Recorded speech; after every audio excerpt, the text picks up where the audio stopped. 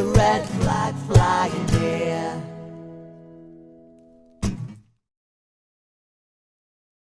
Hello and welcome to Socialist Think Tank. Today we're here with Lauren Conway. Hello, Lauren. Hiya, you all right, Paul? I'm absolutely fine, thanks, and it's great to have you here. So I'm going to go into the first question that we always ask. What is socialism to you?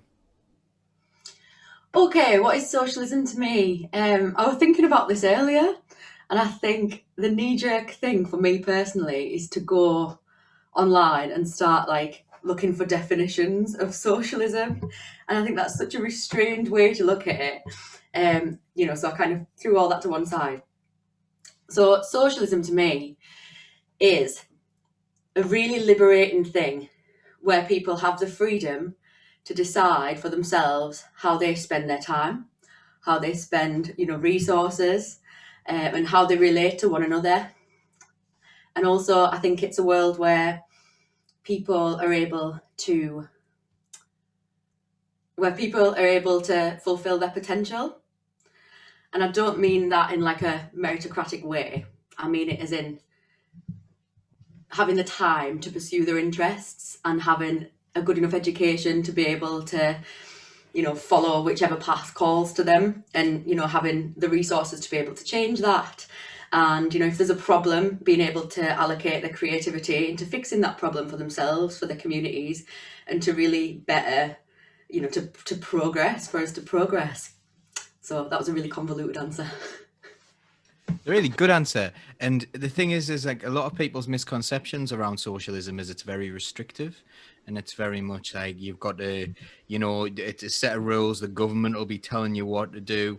And I suppose some people argue that there is a type of socialism where that does occur, but that's not the type of socialism you're talking about then, is it? You're definitely on it's a freedom rather than it's a restriction.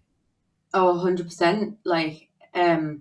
The amount of people who I know who are in jobs that they themselves admit are bullshit jobs to them, jobs that upset them doing them, selling alcohol to alcoholics all day at Weatherspoons and watching their health deteriorate, or, stood in the street trying to give credit to people whose credit ratings are so low that they wouldn't be able to get it anywhere else at massive high interest rates, selling fast fashion that falls to pieces, or having to throw food in the bin if they work at Tesco's when they know people are going hungry. If that's what freedom under capitalism looks like, I don't want it. It doesn't exist when poverty exists and when exploitation exists. So there's an anti-exploitation thing there, and there's a lot of things there that you've brought up that I think probably a lot of people don't realize that that's like integral to capitalism. That idea that if it doesn't make money, then throw it away. If it's you're talking about throwing away food at Tesco. Do you think people really understand that that's going on? And do you think that's understood by the public that these things really do happen? I think people know that lots of bad things go on, but I think people don't believe that they have the power to change things. And they don't think that it's worth dwelling on too much because it'll only make you upset. And what for? Because we don't have power. And I think that leads to people feeling really disenfranchised. I mean, if you look at Corbyn's last election campaign, people liked the policies on the doorstep. When you explain the policies to people agreed, with all the points that I was making, but they didn't believe that a government could do that, could do all these good things and could impact their lives in a positive way. So they just dismissed it as utopian thinking. And I think the right have tried, hard in a sustained campaign over decades to, make that, to make it seem like, anything that, that progress is too much to ask for and that it wouldn't be possible. Apart from they do think that that sales of everything and consumption of everything should go up by 5% a year. So that kind of progress is possible, apparently. But that's their utopia, isn't it? And is that a sustainable idea? Like the idea that we should always consume 5% more and make 5% more, is that a sustainable thing? No. Economists have tried for years to try and detangle economic growth from carbon emissions, and they haven't been able to do it. So, for instance, when the LED light bulbs came out, the inventors were really excited because it had the potential to really reduce energy consumption for light. But what actually happened, because obviously the running costs were a lot cheaper for these light bulbs, we just ended up selling loads more and putting more lights in places where we didn't have light before, like on LED billboards that flash, 24 hours. People started leaving, office lights on all night to show, how big and shiny the skyscrapers were. And we ended up actually using more energy for lighting because the costs were reduced. And that's what happens under a system that, puts economic growth before everything. Everything's got to be more and more, because if companies don't increase growth every year, then the competitor will. And that'll mean that they're going to be put out of business. It's a completely unsustainable system because, we don't have endless resources. Endless growth on a finite planet is just not possible. And we're starting to see the fallout from that. And, people who live closer to the equator have been seeing that for very many years now, and are starting to lose their homes to, waters rising, natural disasters, famine. And, we're going to be seeing a lot more of that in the coming decades. Yeah, that's really worrying. So, do you, I suppose, does your socialism then, does it come from a place of wanting to have the power to change things? It does, yeah. So I've not read enough theory, but I sometimes think I'm probably more of a communist than a socialist. I would say I identify as a socialist, but I tend to think that with everything that we know and all of the measures that the people in power have taken to stop socialism from happening, and to continue this mad addiction to growth at the expense of everything, I really don't think that the electoral system is going to give us a way to change things properly. And that's really sad. I haven't always thought like that, but I just don't think if voting really had the power to change things in this country that they'd let us do it. Look at what the media did to Jeremy Corbyn, for run-of-the-mill, he's a social democrat. These policies weren't radical. It weren't anything that's not been tried before, nationalisation, and they treat him like he was enemy of the state, and people were scared of him. I really don't think voting is going to be the way to do it. Unfortunately, I think, I don't think they'll be willing to let go without a fight. Unfortunately. Yeah, I think there's a lot I relate to there with regards to the system and the Westminster system. It isn't designed I do think that democracy can get us somewhere and voting can get us somewhere, but it's going to have to come from elsewhere. I think because Westminster is designed to close ranks. I often thought even if Jeremy Corbyn had wanted to put his social democratic agenda to the public, and had he become prime minister, I often think, what would happen next? Would the Parliamentary Labour Party have allowed him to do that? There's a lot of people in there who we've probably met that didn't want that agenda at all. And, I always thought my idea was always that they were going to form a government of national unity in the interests and against these wild ideas of trying to make poor people have a slightly more comfortable life and taxing rich people. That was always my feeling around it. So you were saying I'm interested in the communist thing. What do you think a communist is? Or you said you didn't really know that much of the theory. But, yeah. So for me, communism is like the workers having control over the country, and it's like a more direct form of control. Whereas to me, socialism is, bringing in social policies and, nationalisation and having more forms of collective ownership. and it's almost like putting restraints on capitalism. So you still have private property, and people can still accumulate wealth, vast wealth, but it's kind of taxed more. So it's almost like regulations on the current system. Whereas for me, socialism is communism is, the community's actually taking that power for themselves and deciding, right, we've got these resources, how are we going to share it out? And I just think it's a more, forward-thinking, radical. No, I don't know. It's a tough question, isn't it? It's a really tough question because, I think it's a really misunderstood concept, because a lot of people think being a communist is simply, say if someone says to you, pass the salt, and you do it, that's like a communistic act. It's something that you're doing. There's no benefit for you in passing the salt. You're not saying, well, give me £5 and I will pass you the salt. It's just like that, doing something for the good of humanity. That was the idea originally of communism, I believe. But I'm not sure what people perceive communism to be, like the Stalinist sort of way of organizing and stuff. I don't think that appeals to people, so that word's really tainted by that. Would you agree? Yeah, I definitely would agree. I just think, like, whatever good things that we could bring in through democracy for socialism, if, capitalists are still able to amass wealth, then they will use that to hijack democracy and to get rid of, the progress that's been made by socialists in government.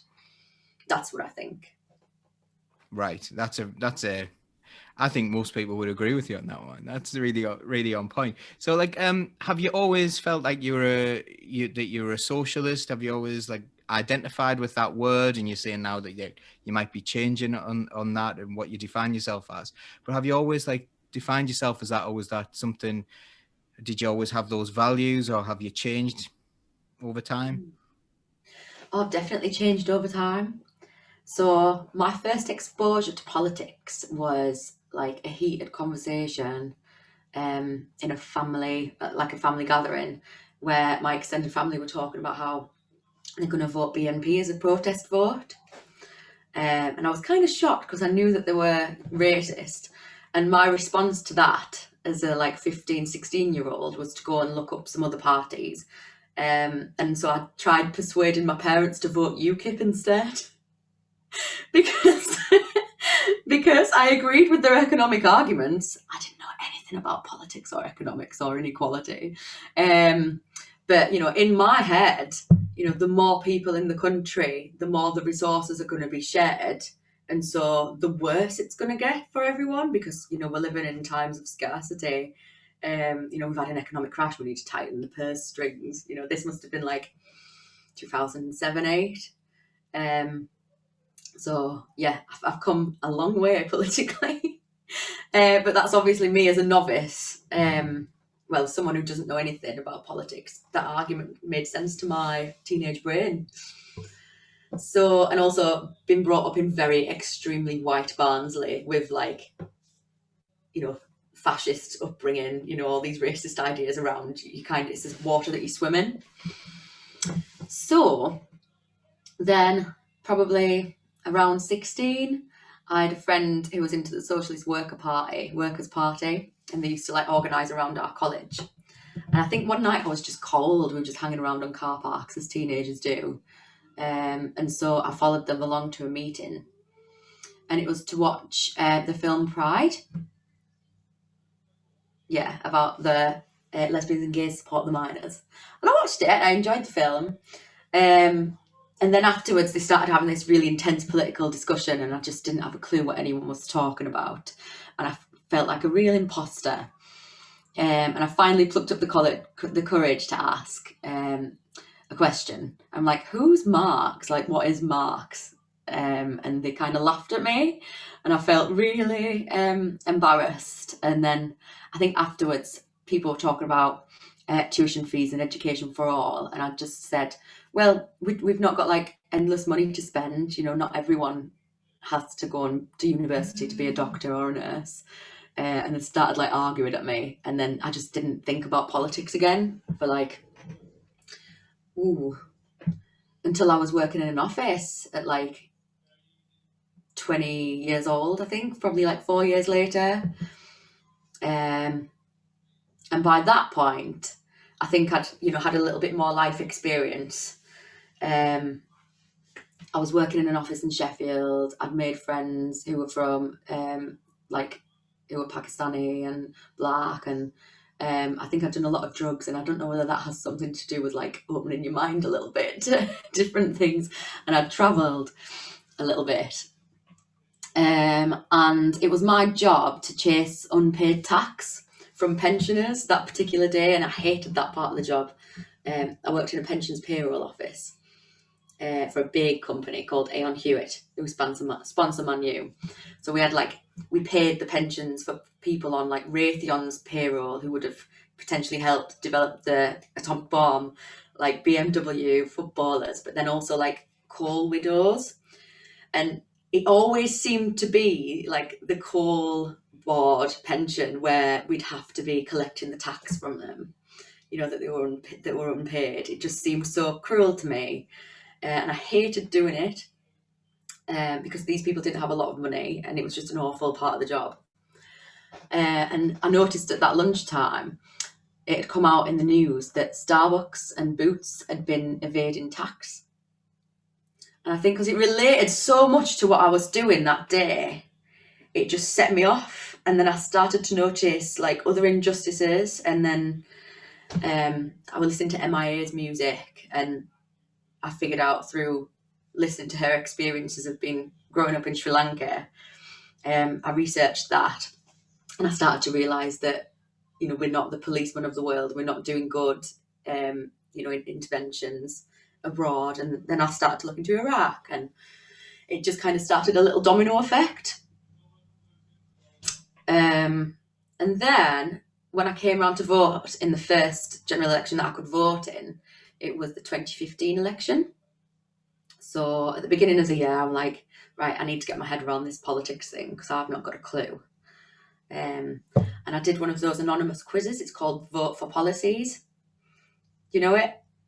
I'll explain it just in case people don't know. So basically, it has the policies of all the different political parties, and it asks you, which areas of policy you care about most, and it blind tests you, so you don't know which party you're selecting. You just select the policies that speak to you the most and that make the most sense and that you think are the best. And I came out green, like massively green. And then I went onto the Green Party's website to have a look and find out more. And I agreed with everything that was on there. And they were very anti-austerity at the time, more so than Labour. And also, cared about the environment. But that wasn't really, I didn't really see that as an important issue. I was mostly there for, economic justice and social justice, and, to improve public services and that kind of thing. So yeah, went onto their website and I read that they don't accept corporate donations and they don't have, big union donations, and they get most of their funding from the membership and just like small donations. So I tried donating £10, but I clicked the wrong button and I joined by accident. And that was my first foray into politics. I started getting phone calls from this really nice man from Sheffield Greens, and he kept asking me, oh, you're from Barnsley, we want to set up a branch in Barnsley, would you be interested in doing it? And I'd be telling him about my holiday that I was going on and stuff, and just having a chat back with him, because I'd still not realised that I'd joined the party or what that meant or whatever. He's like, well, I'm not really interested in your holiday, but if you want to set up a meeting, let me know. And then they emailed me. And I thought, you know what? Why not? And I did. And I didn't have a clue what I was doing at all. I'd never been to a political party meeting before. I didn't know what half the policies meant. I didn't know about them in detail. And then I was hosting meetings, and, organising fundraisers and a launch party and writing the Constitution, not long after. And then we stood an election candidate. And I was like, I I can't remember which position I had. I don't know if I was like the returning officer or I was something. I was like a bunch of roles in this election, and like we were so far into the election, and like I still didn't know what constituency was. So like I helped run an election campaign, and then I thought, oh, I'm too deep into this to ask now, so I'm just gonna have to. So yeah. So go on. I was going to say, this is one of the best stories I've ever heard about getting into politics. It's like the UKIP gateway drug into the Green Party. It's incredible. Sorry, continue, because I'm loving this. Yeah, so I made loads of mistakes, obviously. I did a fundraiser and I didn't think to arrange anyone like to speak about the Green Party, and it became increasingly obvious that the people in the room expected me to talk in front of people, and I was just so nervous, and I don't think I even got more than like a sentence out. I was just like, we're setting up the Green Party, I'm not a politician, we need help. And that was about it. Like got the last band up. And we had some good bands playing, by the way, in Barnsley. Like, people were into the Green Party at that time. It was a bit of a waste putting me in front of them with my level of experience. But I'm glad that they gave me that opportunity, because it was really empowering as a young woman, you know, in hindsight, having people actually believe in you and giving you resources to do something. And I'm really glad that I had that experience of, you know, being trusted and being encouraged. And they gave me a lot of training as well as things went along, and like experience in policy making and taking part in policy making at conference. All members can in the Greens was a really empowering thing, and it helped me with my political education, being involved in that really democratic process, because all members were involved, so we all talked about it in depth, and it were a really positive and creative experience for me to get into politics through the Greens, I think. So after that, I came up to university in Durham, and it were all about Corbyn. And I think we were really happy when Corbyn got elected the first time as leader, and I met some really cool activists around the People's Bookshop in Durham, and people seemed to have really good heads on their shoulders, and I was really impressed with like their politics and stuff. So I joined Labour in order to vote for Corbyn in the second election, because, you know, I thought they were really good for the country, really good for the party, and you know, we had a chance at getting a real socialist in government, and that was really exciting. So yeah, I joined Labour, and I've kind of got mixed feelings about Labour. It wasn't the same empowering experience as the Greens, and I'm really glad that I had that comparison, because, you know, I've seen lasses in Labour who barely get chances to speak at meetings, and really who don't get anywhere and have really good ideas, but, you know, who Labour don't take advantage of all the experience and knowledge and enthusiasm that a lot of their members bring to them. So yeah, it was a bit of a disempowering experience, and I've been left quite disappointed by the Labour Party, especially as I've learnt more about the inner workings and how it's basically rotten from the top down. So yeah, that was a spook. And I'm kind of wondering now, would it have been better if Corbyn had never got in power, because, you know, all that energy would have been placed potentially in a party or in a union or, you know, in a movement that could have made change, because they didn't have these people at the top completely undermining the work that was being done. Yeah, I can sympathise with that. I also think that it's brought a lot of good people together. Like, say, for example, I met you because of the Labour Party, and I met so many other good people because of the Labour Party. So there are definite bonuses to that, and there's definitely like-minded people coming together and trying to make a difference. But there is that kind of almost like you've got to serve an apprenticeship in the Labour Party. Well, did you deliver leaflets in 1987? Well, I wasn't born in 1980. Well, I was, but like, you know, you would be in a situation where I wasn't born then. Well, you know, you're not allowed to have an opinion yet. You know, that seems to be what a lot of people in the Labour Party think, but that's just people, isn't it? That's just like, you know, people who get set in the ways. That's a really, that's your origin story there. That's really good. Then you're going to make a film out of that. It's really funny as well. So with regards to what you've done since then, and I know that like you're a pretty direct person.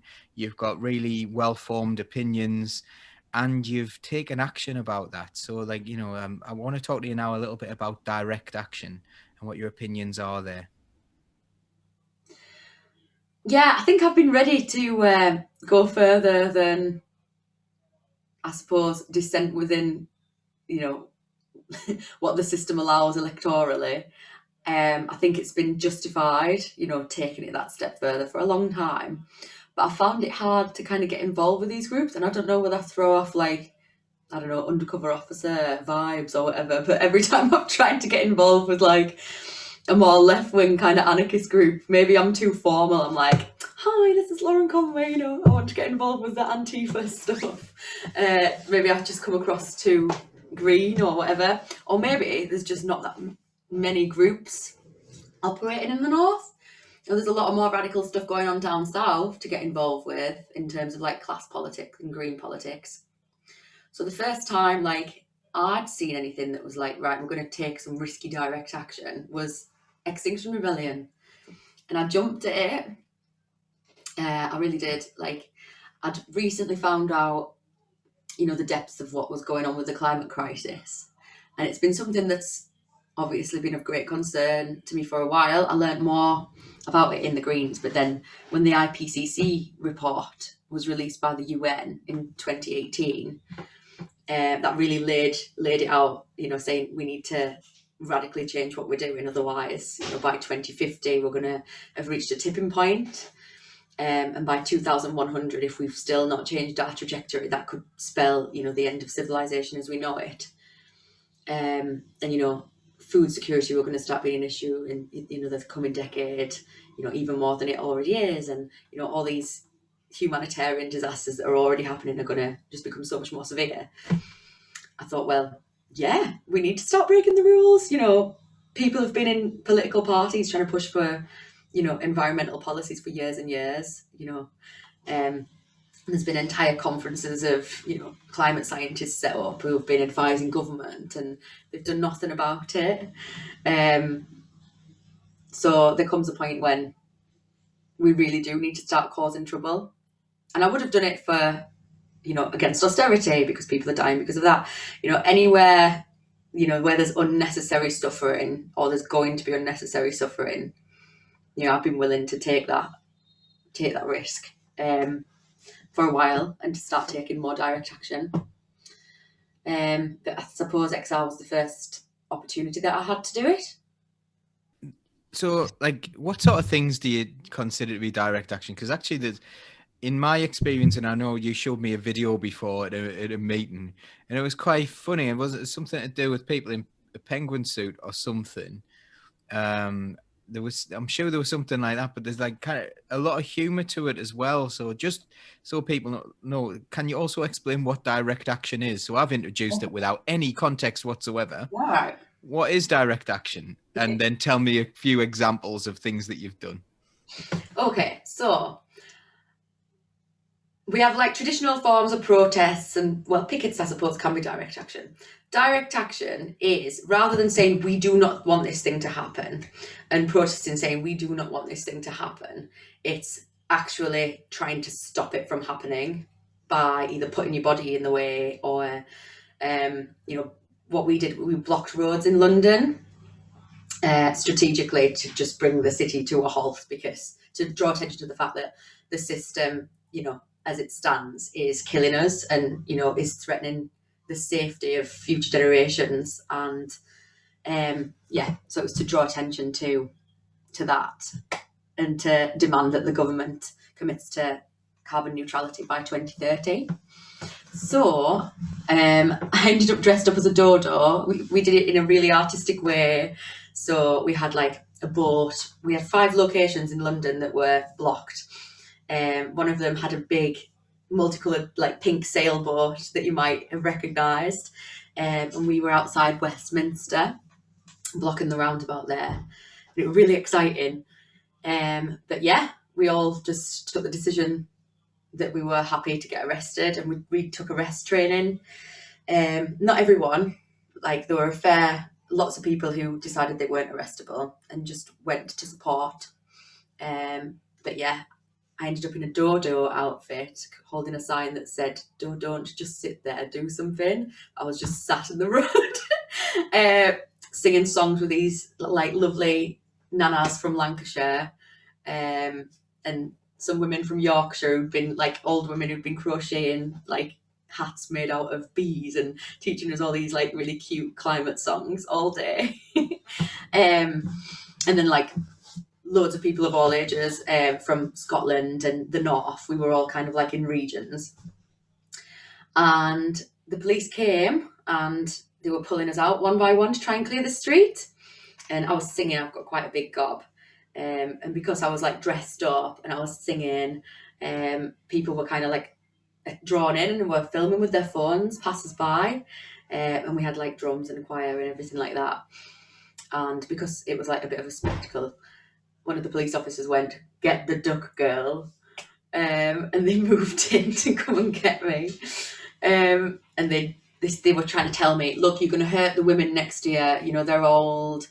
If we drag you out, there's a chance that they might get hurt." And this old woman just whispered in my ear, "No, you're not. You're doing amazing," like that. And that's it. They dragged me away. And my boyfriend Michael got the whole thing on film, and I think that must be the video that you've seen. But anyway, I got thrown in the back of a police van, and they were quite nice to me because, I don't know, I'm guessing because we're middle class and white, well, I'm working class, middle class passive, but a lot of middle class people, white people, like I've read all these arguments after in hindsight, and I do agree with them all. Like, other groups of people would not have got away with doing that. Like if it had been, people off the street in Hartlepool in sportswear, do you know what I mean? People, they wouldn't have got away with doing that. Had they been of ethnic minority backgrounds, nah. But it got climate on the agenda for the first time in years. Like I think they did polling after, and it were people's main concern after the election. What was it? What's the stat? People's concern about climate was the highest it's ever been after that. And I think it's shaped the Labour Party's policies about the Green New Deal. And, we've seen some movement, but not nearly enough since then. So I'm glad that I did it in hindsight. Not so sure how glad I'll be if we get a fascist government in and they've got all my fingerprints and DNA. But there we are. Well, we may be moving towards that as well, because it seems that direct action has had a direct result, hasn't it, with regards to the new is it called the Police and Crime Bill, where they're introducing all sorts of restrictions on protest. Do you think that is in relation to Extinction Rebellion and the direct action you took, or do you think it's Black Lives Matter? Do you think it's something else? I think maybe it's a combination, because you're telling me that the poll tax riots were so disruptive, and all these strikes took up. I don't know that it's brand new. It's a brand new technique that's that's more disruptive than any other protests have been. I mean, there were some protests in the 90s that I learnt about, and it's crazy how the history of these things gets wiped. But Reclaim the Streets, those protests against the motorways being carved across the country, they had people, they went on really artistic, and they had people with like stilts and stuff, and they smuggled, do you know the things that get rid of concrete on building sites that are like, they smuggled those and started ripping up the concrete and having a massive rave in the middle of the motorway. And you're telling me that, you know, Extinction Rebellion was so uniquely disruptive that, you know, we just have to pass these bills. I think they're always looking for excuses to pass these kinds of draconian bills that, you know, restrict our right to protest. And I think that they're bringing them in now because this summer's going to be the summer of discontent. I truly believe that. The amount of people who are going to be laid off, and, you know, the amount of shit that people have put up with, and the amount of corruption that we've seen, I think they're trying to deter people from joining these protests, and I think that's what it's really about. So I'm a fair whack older than you, and I was on the as a kid I was on the poll tax marches, but I went under Major, and I remember them asking they asked the police when I was there. They were like, "Why are you not hitting us? Why are you not starting fights with us? Why are you not hitting us?" And their answer was, "We're under new management now." And it was after Major had taken over from Thatcher. And I think it was kind of one of the last poll tax marches that there was, and they got rid of it. You know, so it's interesting. I wonder, do you think we might be about to bookend that? So what's going to be the response next time? You know, we've seen a lot of protests with Sarah Everard, and the vigil there. It wasn't even a protest, it was a vigil. And you saw like women being women who with a genuine grievance against the Met being treated in such a way by the same police force that it is under such scrutiny and under such pressure. They think they can get away with it. Do you think we might be heading into this kind of area there where you're not just going to get arrested, put in a van, treated reasonably nicely? Do you think it could get worse? It's a worry, but I don't think I'm really in a position to be able to make that call. I'm really not sure. I'm not sure that it looks good on the police at the minute. I think from what I've seen, you know, the footage of down in Bristol when the police brutality is happening, the police seem quite conscious that they're being filmed and that they're being documented. So they, you know, purposely arresting press. I heard some of the police saying, "We noticed that there's a lot of footage coming out about this." You know, I don't think people are on their side necessarily. It's hard to tell because we're in a bit of a left-wing bubble, and it's hard to, I know things can change very quickly, and it's easy to think, you know, in this country, you know, that kind of thing wouldn't happen here. Yeah, it's hard to say. I really couldn't call it, but I know that it's probably, it feels like it's on a knife edge, but with the amount of, you know, fear that's spread in the media, it's hard to see what's real and what's on the agenda in that sense. You know, I feel like people getting wildly different information. You know, they lied and said that the police had got broken bones, but then, you know, on left Twitter, you know, the information that the police released saying, you know, actually no, none of our officers suffered broken bones. And we, because we're on the left, we've seen all these pictures of the activists, you know, bruises and from where they've been beaten horrifically with the batons. But not everyone gets that. You know, the people who are voting in this government, they'll just be watching Sky News, and, you know, our poor brave boys in blue have had broken collarbones, which turns out not to be true. So it's hard to tell what other people are thinking, and that's scary in and of itself, because, you know, how can you assess the reality of a situation and respond to it if everyone's reality is completely different? It's a point that you could relate to as well. Like, so a lot of people from around where I live, you know, they understand what the police did in Easington when they occupied Easington during the miners' strike. And you know, there are many examples of when they know the police have behaved in a way that wasn't really to protect the people, it was to protect the interests of government. And it could be something that, like, you can find a lot of common ground with on people, and yet, as you say, that isn't really in the mainstream narrative at all, is it? Like, you know, like a lot of things that are going on at the moment, like all the Tory corruption and everything like that. people aren't bothered about that. They're more bothered about, like, some sort of, I don't know, left-wing smears or whatever, and we're going to do these awful things that are totally ill-defined. So yeah, I get the worry around the narrative and whether people actually understand that. Is there any way have you got any ideas around how you would combat that and how you would get that information out to more people? Because as you say, like, even Twitter seems to be left-wing bubbles. You see the people you want to see, you follow the people you want to follow. I think getting out there in the community is going to be the best thing. So, like, I've been doing a podcast called Last Cast, and we're thinking we'd like to go out with microphones and just ask people questions about their opinions on certain things, or how they think things should be run in the town, to kind of build trust again in each other, and to see that maybe what we want and our interests are kind of the same. There's been a massive effort to polarize people and to make people fear and suspicious of each other, and I think we live such atomized lives where in our own homes there are very few community spaces left, and anyway when you're in public, chat about politics is kind of discouraged as well, and now everything's just become a shouting match. Our exposure, like a lot of people's exposure to politics, will be like feminists destroyed and triggered, and just extremely kind of,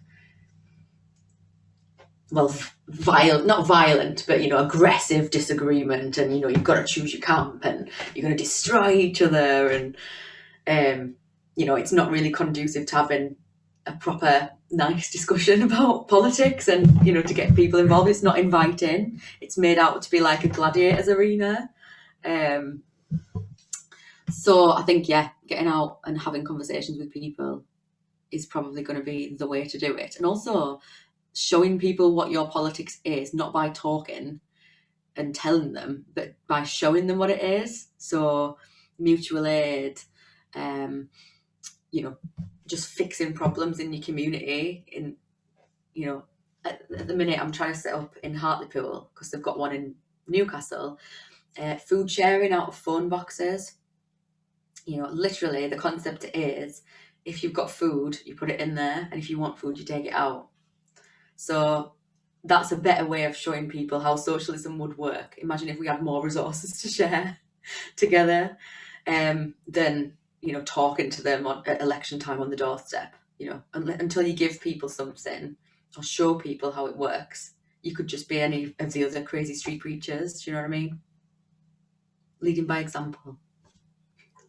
That's good news, and it's really good news to hear that you're going to do that with Lastcast, because we love Lastcast here on Socialist Think Tank. We really do, and we've really loved that. And the idea that of a lockdown, a lot of people through lockdown have started doing things like podcasts, but the idea that you're planning beyond that, because I think we were originally, Socialist Think Tank we were going to do this anyway before lockdown, and we had like a proper film crew and everything at like Trimden Station Community Centre, and it was quite fun. Charlotte was involved, actually. She was there, and we were going to do it, but then it kind of became easier to do during lockdown. It became much easier to do that, but like, it's nice to know that you've got plans to get out there and do things in the community. That's going to be a lot of fun. I'm definitely going to listen to you doing that when we're finally allowed to go and do things. So that's, I suppose that brings me on to like what your hopes for the future are. So what can we do you think, with socialism? Like, what can we achieve through socialism, or whatever methods that you want to take? What can we do, or direct action, or anything like that? What can we achieve? And there might be examples in here, I suppose, of things that we already have achieved. Yeah. So I work in schools, and I'm really passionate about the kids having, the best start in life, as everyone would say that they are. But So talent is spread evenly, but opportunity isn't. And just seeing the way that kids in these northern academy schools are systematically held back, be it because of poverty or just because we don't have that many teachers per child, and the children that are at school aren't necessarily ready to learn because they've got things going on at home. They've suffered trauma because their parents were traumatized, and none of that's been worked through. Just what a waste of human potential that is. Imagine what things could be like if every child had a really good education, and no families had to worry about food being on the table. And not only that, but like, imagine if people could work in a way that benefits society and benefits their community, and build that community. And if everyone's vision was considered in the making of society, because it might seem idealistic, but like, I think literally all we need is food, healthcare, the basics. That's all we need. All these millions of people that we've got in this country and on the planet, like, we can meet people's needs so easily. And then everything extra to that, we can get really creative with that. And so many people are in bullshit jobs that don't add anything real to society. They're not contributing to our needs. If anything, they're detracting from what's important. So much of our time is just trapped in making money for people who already have shitloads of money. While people down the street haven't got enough to put their heating on. How disgusting is that? It doesn't make any sense. And when you explain it to anyone in those terms, they're just like, well, everyone's disgusted by that. Well, 99% of people are disgusted by that. Yeah, literally. And, Burns in Hartlepool should have the same opportunity as a kid at Eton. Full stop. It doesn't have to be, it's not complex. We'd only need... I've been to private schools. In my degree, I got invited to a private school in Leeds, and I walked around, and the teaching wasn't any different.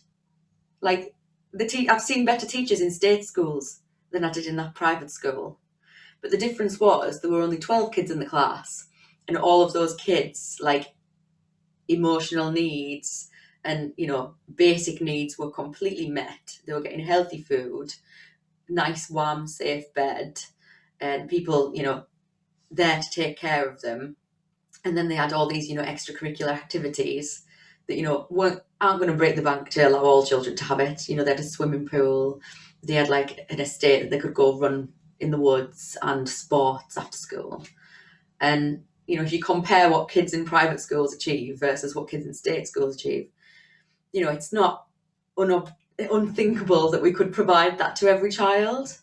And then what would our societies be like, if people, had the freedom to go and pursue whatever career they wanted, or art, and it's the types of knowledge that are valued are only the types of knowledge that are going to make you a shitloads of money as well, rather than looking, can we put resources into this skill, not because it makes loads of profit, but because it's really going to enrich people's lives, and allocating resources to that rather than the profit side of it. Things could be unimaginably different, and we could, collectively, it'll never happen, but like, we could wake up tomorrow and just rewrite the future. I've always thought like that, but people think I'm crazy, but we literally create this reality, and we create collectively these communities, and they could be so much better. And that's why I'm a socialist. That's absolutely, like, it is inspiring when you say that as well, because like, and we talked about bullshit jobs, and if those resources, if people weren't doing those bullshit jobs, because a lot of those bullshit jobs do create work for other people. Like, a lot of the bullshit jobs are there to check on other people and tick boxes, and they're often well paid. But one of my favorite bits about that whole thing was the idea that some people who are in bullshit jobs that might be well paid think that people who aren't in bullshit jobs don't deserve to be paid as well as them because they're in bullshit jobs. So because their jobs are so useless and so terrible, there's this hero thing. So you're a hero, you're a teacher, or you're a nurse, or you're doing something that actually has value. How dare you? How dare you expect to be paid for that? That's just like a vocational thing.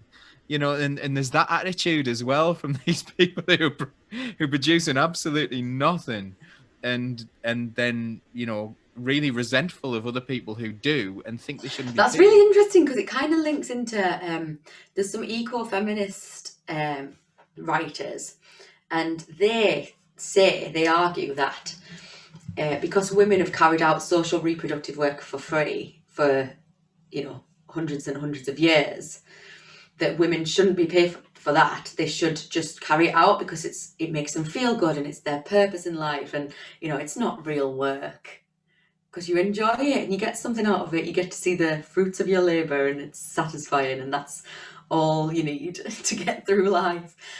And what a wonky way of looking at things. Like, it's just complete upside down land, isn't it? It's mental. It's like people need to suffer. If people aren't suffering as much as me, like, suffering is good. Do you think? I wonder if that's in all cultures, or whether it's just specific to like Jesus on the cross suffering and for us, and I don't know. Is it written? I think it's capitalist culture. I think it's anyone we're not, if they're doing that and they're enjoying it, and but I've seen people doing really, really weird jobs in the past. So like I've got away on a course and stuff, and I've seen some people whose job appears to be having breakfast with people and talking about stuff on the golf course. And they're like in these really nice places, and they're like, yep, I'm at work. Yep, doing this thing. Great. Having a breakfast meeting. Yep. And they'll just talk about stuff. Meanwhile, the people who are actually working in those businesses, not doing the deals on the golf course, are slugging the guts out for minimum wage. It's interesting that you link that to reproductive labor as well, and people don't even think of that as being labor at all, do they? Yeah. Oh no, not at all. They don't. And all this work that goes into bringing up kids and educating the next generation and keeping people fit and healthy. Capitalism wouldn't exist if that work wasn't carried out, and yet it's assigned no value in the capitalist system. Really. Which is completely, it doesn't make any sense, in the same way as exploiting and degrading the earth doesn't make sense, because we can't reproduce the conditions to continue living, full stop, if we don't have a planet or social reproductive work isn't carried out. So to treat these things like finite, like endless, a resource that's going to be endlessly replenished and eat away into our reserves until there's nothing left, is completely, doesn't make sense. And I think, since, women now, they say that before, men might have been paid enough so that they could have a wife at home doing the social reproductive labour. But then, we've got 2-parent households. But less and less time is left for families to do that social reproductive work that's really important.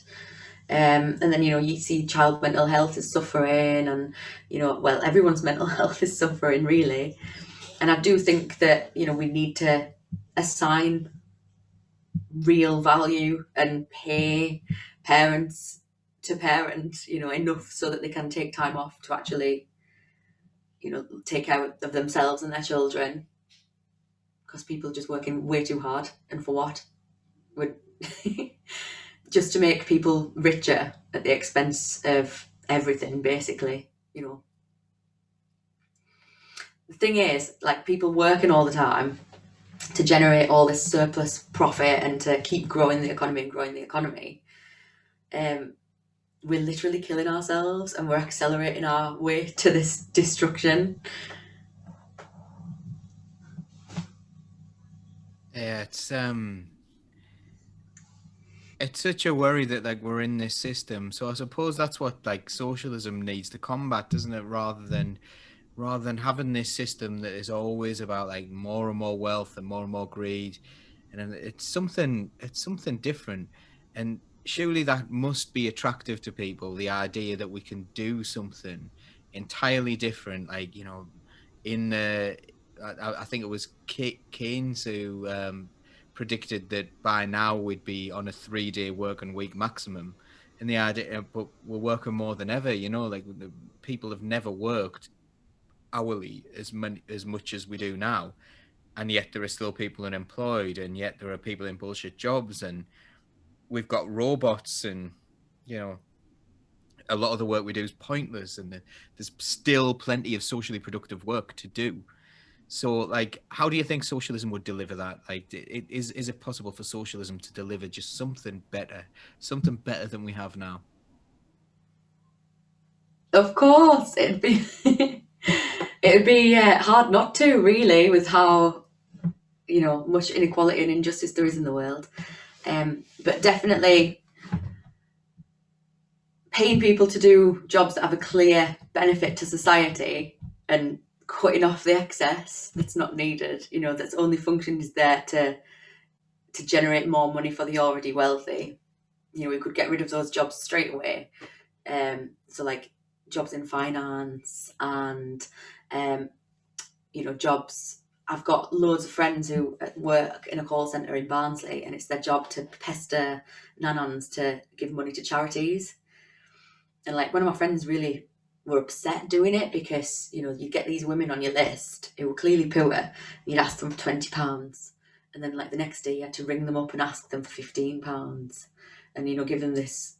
Yeah, so she refused to do it, and she got disciplined and ended up leaving. But that's the biggest employer in Barnsley, is loads of young people spending most of their waking hours pestering basically nanans that have got very little money, and trying to guilt trip them into giving money to these charities. But it's not the charity that gets the money, it's the corporation who run the call centre, Capita. Those thousands of hours of people's time that they're not going to get back, the waste of resources to run that office, it's just a waste. And these people could be put to work, or they could even be at home taking care of themselves and enriching their own lives and their families' lives. And wouldn't that be, more times, time better spent? We've got a climate crisis. We need to be going around making people's homes energy efficient and, rewilding the earth and growing food in more sustainable ways that might take more labour power, but that will ensure that we've got a safe environment to pass on to our children. This is all really, really useful work that needs to be done. But instead, we've got young people getting back problems and mental health problems, sat in call centres, pestering poor people to give them the money to give it to a bloody big boss who's on a yacht somewhere.